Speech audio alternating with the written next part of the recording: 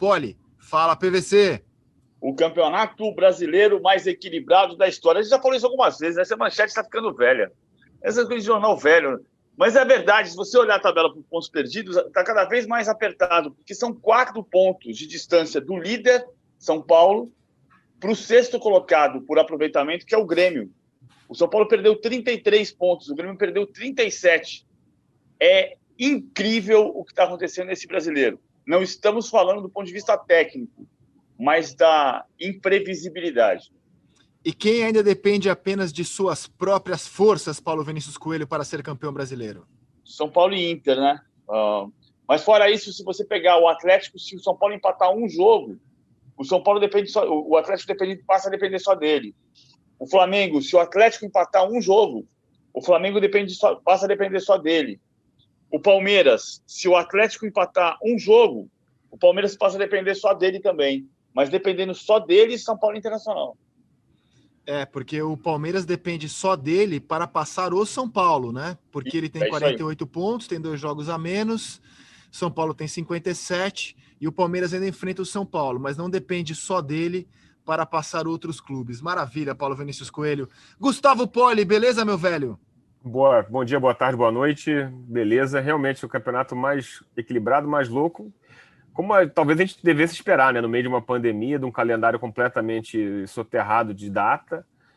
O Palmeiras, eu estava só pensando, o Palmeiras depende só dele, mas ele tem vários adversários, né? Além dos outros 5 times, tem o calendário também, apertadíssimo, e um elenco não tão preenchido assim. E temos São Paulo e Inter, né? Na próxima rodada, que é um jogo aí que pode mudar a liderança.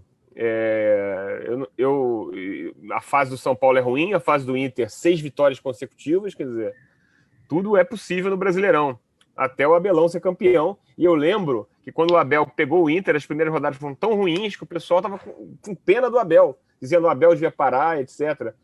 Pessoal eu, né? Pessoal tipo eu.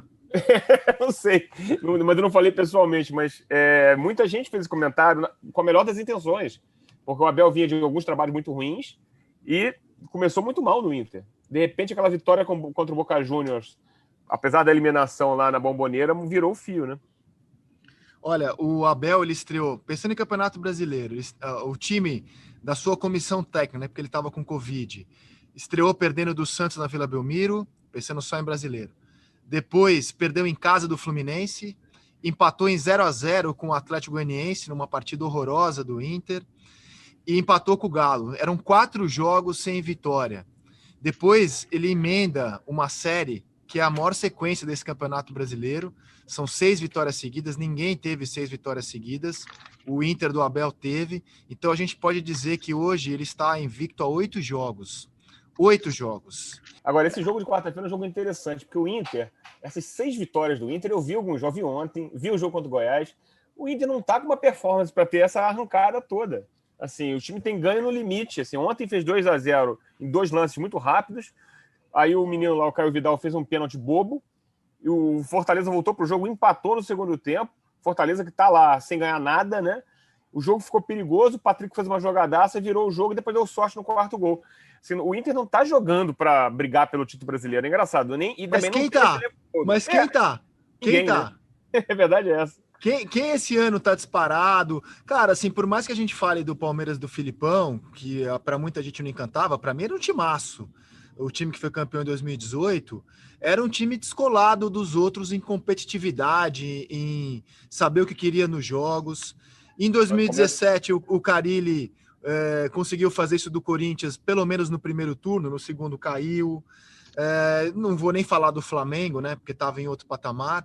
Esse ano não tem, cara, um time que você olha e fala, esse aqui tá com cara de campeão, tá jogando mais, é o bicho-papão. Não tem esse ano.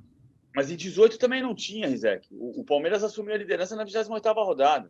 E o Palmeiras foi campeão com o time com o Banguzinho. Vamos lembrar. Mas jogando muito bem, PVC. Jogando muito bem. Né?